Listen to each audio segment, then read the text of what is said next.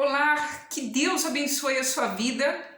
Eu sou a Cristiane e hoje eu trago aqui para você uma palavra que está aqui no livro de Gênesis, no capítulo 26, que conta um pouco da história, né, de Isaac, onde diz, nós estamos falando sobre a inveja ultimamente, e eu achei bem interessante hoje trazer esse texto que fala sobre as invejas que o personagem hoje é Isaac, ele sofreu quando ele saiu da terra do pai dele, né, de Abraão, e ficou em Gerar.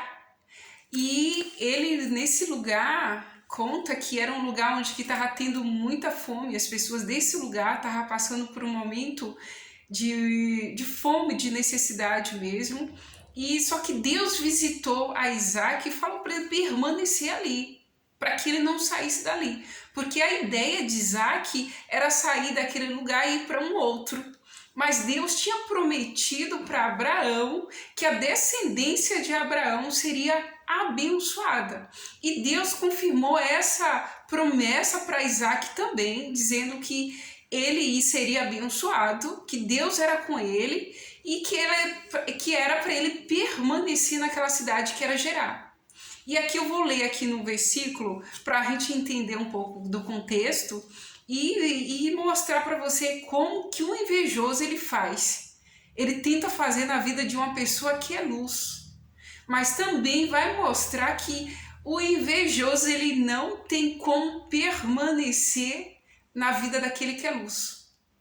Que de todas as formas que ele tentar, vai dar errado para ele, mas que ainda que você seja a pessoa mais invejada da face da terra, mas se você ter Deus como seu ajudador, no final só um vence, que é você, porque Deus vai ser contigo, porque Deus é que vai ser com você para trazer a resposta e te guardar. Vamos lá? Aqui está dizendo aqui, ó, como Deus falou para Isaac permanecer em Gerar, diz assim: assim habitou Isaac em Gerar. E perguntando-lhe os homens daquele lugar acerca de sua mulher, disse Isaac que aquela mulher não era a mulher dele, Rebeca, era a irmã. Infelizmente ele mentiu nisso. Mas ele mentiu porque naquele momento ele estava com medo, porque ele estava numa cidade, numa terra que era nova, não era dele, ele não conhecia o povo de lá. E ele ficou com medo que como a mulher dele era muito bonita, que os homens dali tentassem querer até matar ele devido a Rebeca, que era uma mulher bonita, para ficar com Rebeca. Então ele acabou contando isso. Mas vamos pular essa parte, fica para uma outra ocasião contar um pouco dessa parte. E vamos aqui, ó. E nessa terra que Isaac estava, diz que ele semeou, embora a terra estava passando por um momento de crise, mas diz aqui, ó, e semeou Isaac naquela mesma terra e colheu naquele mesmo ano sem medida, porque o Senhor o abençoava. E engrandeceu-se o homem e ia enriquecendo até que se tornou muito poderoso. Já pensou, você está numa terra que não é sua, onde está tendo crises, as pessoas estão passando fome, você chega ali e aí você semeia e você se destaca no meio daquele povo, você se engrandece a ponto de se engrandeceu tanto a Isaac que ele ficou mais poderoso do que o povo daquela cidade, que já era daquela cidade.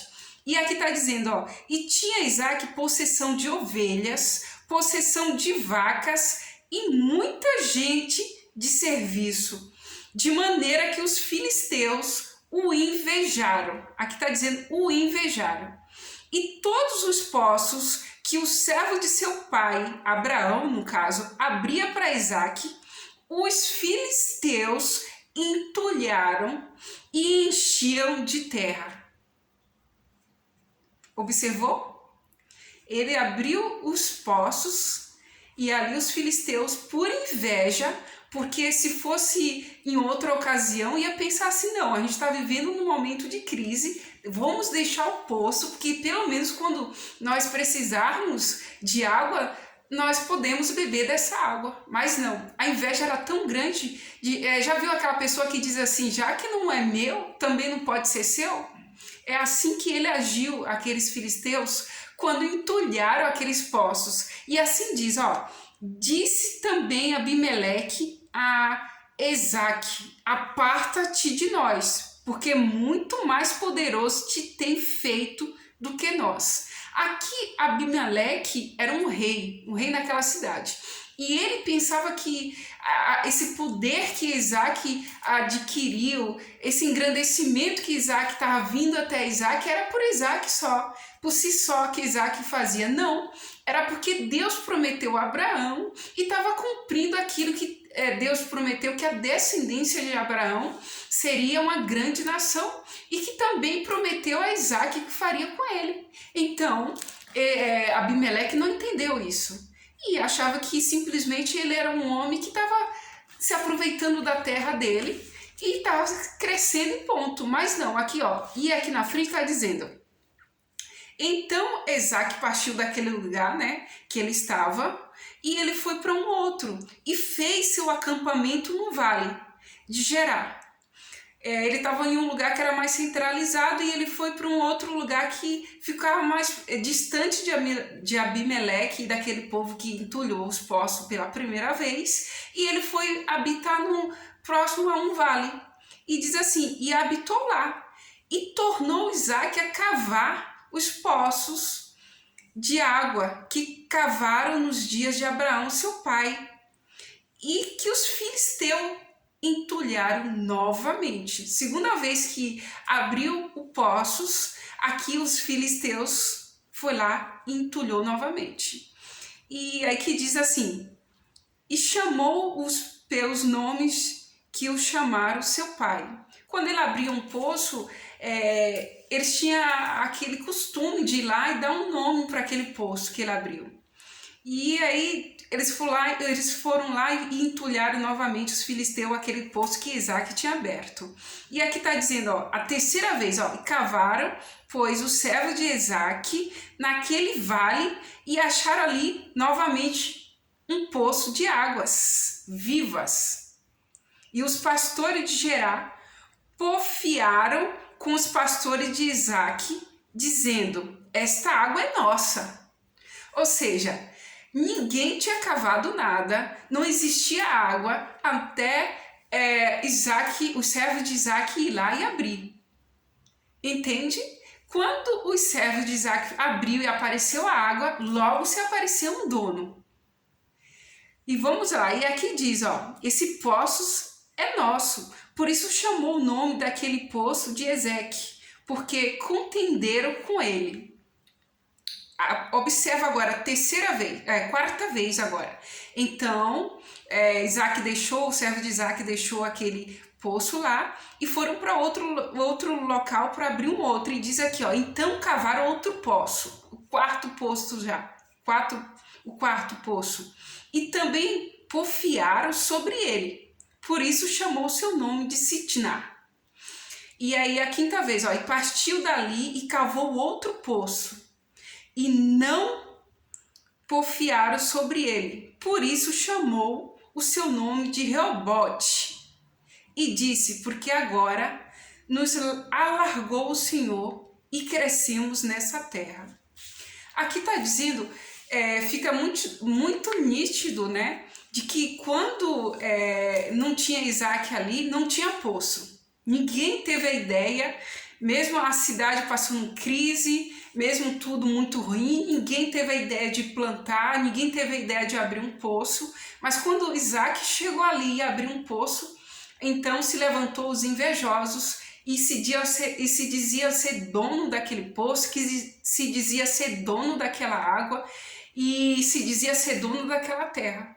Mas é assim, eu vou dizer uma coisa para você, se Deus é contigo, se Deus te abençoa, não importa quem se levanta para dizer que você não vai ficar nesse lugar, para dizer que você não vai ter posse disso que é seu. Não tenha medo não. Se Deus te colocou nesse trabalho que você está hoje, ninguém vai te roubar dele, porque Deus é que te deu. Se Deus deu a saúde para você, não se preocupe não. O invejoso vai até ter inveja do teu sorriso, da tua luz, mas ele não vai roubar a vida que tem em você, porque foi Deus que deu para você. Entende? E aqui a gente, mais na frente, diz que esse povo ele tentou de todas as formas. 4 vezes eles entulharam os poços que Isaac fazia, que se abria naquele lugar, mas chegou uma hora que eles viram que não podia mais contender com aquele homem, porque alguma coisa acontecia. E aí eles deixaram de perseguir a Isaac, e logo na frente diz que aquele homem chamado Abimeleque percebeu que Isaac já não era mais sozinho, não era um homem qualquer. E ele decidiu fazer um acordo, aqui diz assim: e havendo visto, na verdade, que o Senhor é contigo, por isso dissemos, haja agora juramento entre nós e entre vós, e façamos aliança contigo. E aqui diz assim, fez um banquete e comeram e beberam. E diz que depois daquele dia, os servos anunciaram acerca do negócio do poço que tinha cavado e disseram-lhe, temos achado água. Ou seja, é muito forte isso. Até então, talvez, pensando em um outro lado, aquele poço até tinha tentado cavar poço, a água, achar água, mas não tinha achado porque eles não tinham aquilo que Deus tinha dado para ele.